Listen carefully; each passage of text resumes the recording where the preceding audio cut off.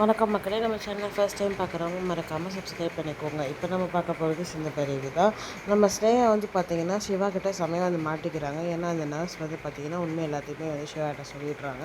அது மட்டும் இல்லாமல் சிவா வந்து பார்த்திங்கன்னா, நீ எப்பேற்பட்ட துரோகம் எனக்கு பண்ணியிருக்கேன்னு தெரியுமா அப்படின்னு சொல்லிட்டு ரொம்பவே வந்து வருத்தப்பட்டு பார்த்திங்கன்னா நம்ம ஸ்னேகா வந்து அடிச்சிடுறாரு.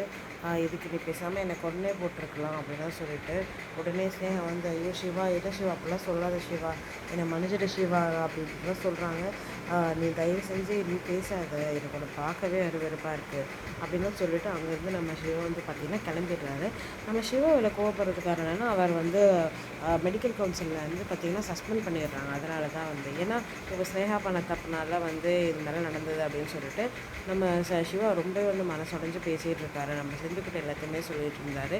நம்ம சிந்து வந்து பார்த்திங்கன்னா அந்த மினிஸ்டரை போய் பார்த்து இந்த மாதிரி என் புருஷன் அந்த மாதிரிலாம் பண்ணலை அப்படின்னு சொல்லிட்டு நம்ம ஸ்டெல்லாரோஸையும் கூட்டிகிட்டு போயிட்டு நடந்த உண்மை எல்லாத்தையுமே வந்து நம்ம மினிஸ்டருக்கு வந்து புரிய வைக்கிறாங்க. மினிஸ்டர் அடுத்த நாள் என்ன பண்ணுறாங்கன்னு பார்த்தீங்கன்னா, நம்ம ஸ்னேகாவோட ஹாஸ்பிட்டலுக்கு போயிட்டு இந்த மாதிரி உங்கள் பொண்ணு பண்ணியிருக்கா தெரியுமான்னு சொல்லிட்டு தேவராஜ் கிட்ட சொல்லி நம்ம ஸ்னேகா வந்து சஸ்பெண்ட் பண்ண சொல்லி பேசிகிட்டு இருந்தாங்க. அதுக்குள்ளே வந்து பார்த்திங்கன்னா தேவராஜ் வந்து எனக்கு தெரியாது நிஜமாக இதெல்லாம் வந்து அப்படின்னு சொல்லிட்டு ஸ்னேகா மேலே வந்து ரொம்பவே கோவப்படுறாரு.